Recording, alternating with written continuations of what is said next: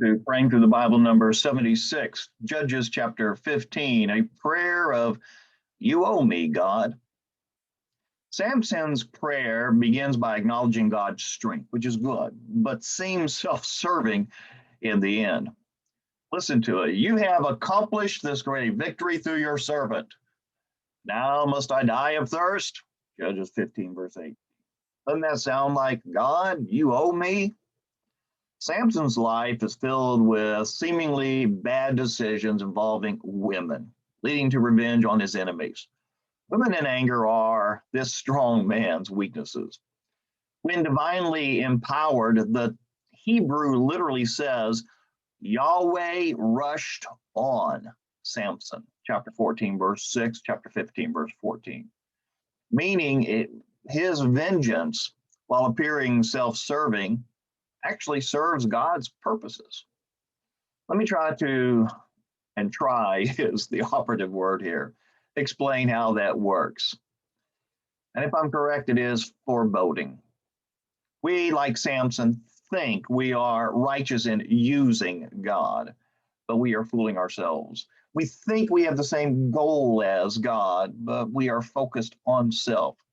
So when we use God, God uses us, despite us, to accomplish his righteousness.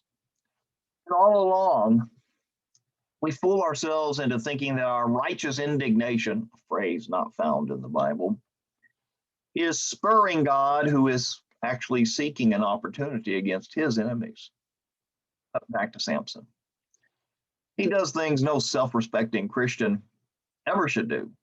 Samson is a confusing, unconventional character, a flawed hero of faith. Hebrews chapter 11, verse 32.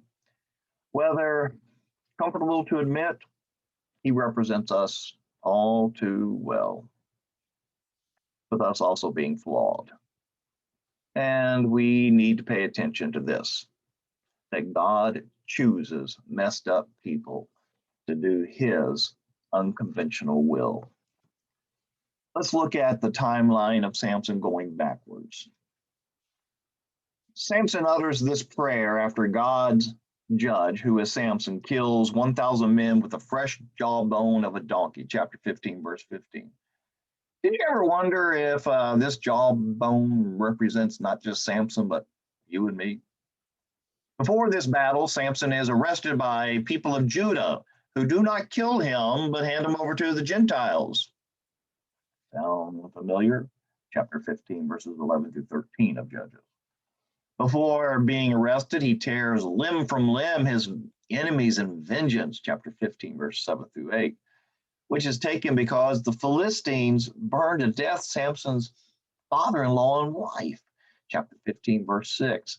Why do they do this? Well, before that, Samson ties 300 foxes tail to tail, torching their tails, and then he burns up the Philistines' grain supply, vineyards and olive groves, chapter 15, verses 4 through 5.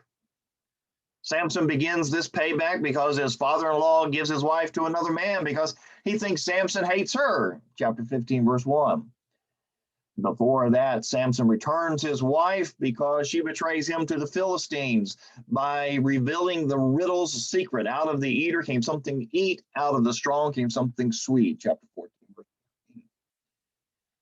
He marries this female Philistine. Remember, we're going backwards to the objections of his parents, chapter 14, verses 1 through 3. Samson's parents do not know that this marriage is from the Lord, who is seeking an opportunity against the Philistines, chapter 4, verse 4.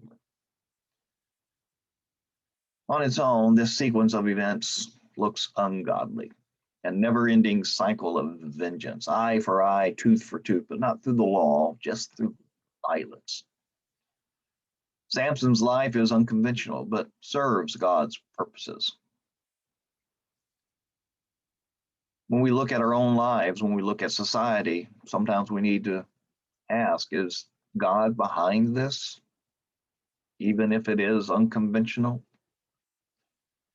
In Samson's prayer, what Samson gets right is giving God credit for his victory. Then he fails and thinks God owes him. Must I die of thirst?